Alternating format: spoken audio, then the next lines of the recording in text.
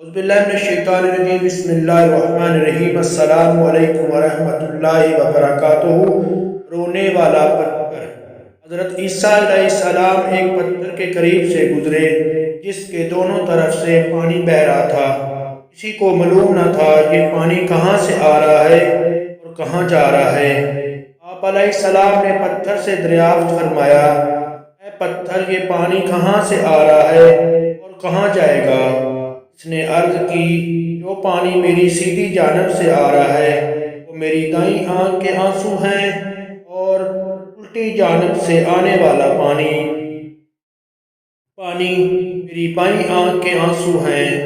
آپ علیہ السلام نے آپ علیہ السلام نے پوچھا، یہ آنسو کیوں بہا رہے ہو؟